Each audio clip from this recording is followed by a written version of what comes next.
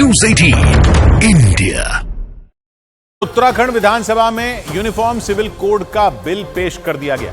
उत्तराखंड विधानसभा में यह bill pass होने के बाद इसे राज्यपाल के पास भेजा जाएगा। बीजेपी ने विधानसभा चुनाव के दौरान वादा किया था कि सरकार बनने पर वो यूनिफॉर्म सिविल कोड का बिल लाएगी और मुख्यमंत्री पुष्कर सिंह धामी ने वो वादा पूरा करते हुए विधानसभा में यूनिफॉर्म सिविल कोड का बिल पेश कर दिया। उन्होंने जैसे ही बिल पेश किया, सत्ता पक्ष के विधायकों ने वंदे मातरम के नारे लगाए। इससे पहले जब धामी सदन में पहुंचे तो उनके हाथ में भारत के संविधान की कॉपी नजर आई।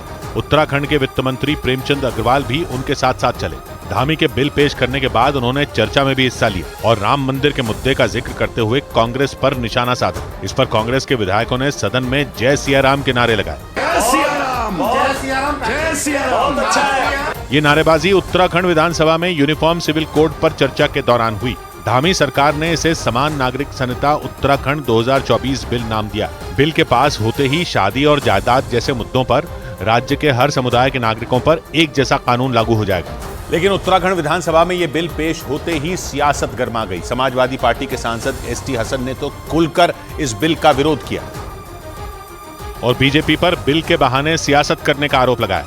पोलराइज करने के लिए लाया जाता है, हिंदू मुसलमान करके आप कानून कितने बना लें, हम कुरान को मानेंगे। लेकिन बीजेपी ने उत्तराखंड सरकार की इस पहल की तारीफ की। मैं इसका स्वागत करती हूँ और यूनिफॉर्म सिविल कोड तो भारत की कोई भी महिला जो है वो इसका स्वागत ही करेगी। उत्तराखंड के यूनिफॉर्म सिविल कोड बिल का ड्राफ्ट 2.5 लाख लोगों के सुझाव पर तैयार किया गया।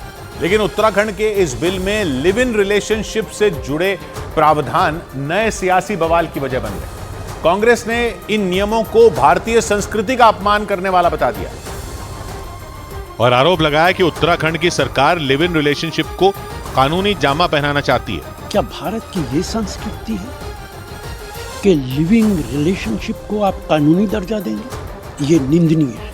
उत्तराखंड की विधानसभा में पेश किए गए यूनिफॉर्म सिविल कोड में लिव इन रिलेशनशिप पर कुछ अहम प्रावधान।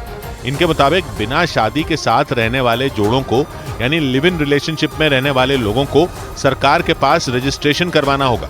अगर लिव इन रिलेशनशिप से कोई संतान पैदा होती है तो उसे माता पिता का नाम देना भी जरूरी हो जाएगा। हालांकि बीजेपी का मानना है कि वो एक देश एक संविधान के रास्ते पर बढ़ रही है, जिसकी शुरुआत उत्तराखंड से हुई है। उत्तराखंड के यूसीसी में शादी के 1 साल तक तलाक पर रोक, 1 से ज्यादा शादियों पर रोक और संपत्ति के बंटवारे में बेटों और बेटियों को बराबर हक जैसे कई अहम प्रावधान।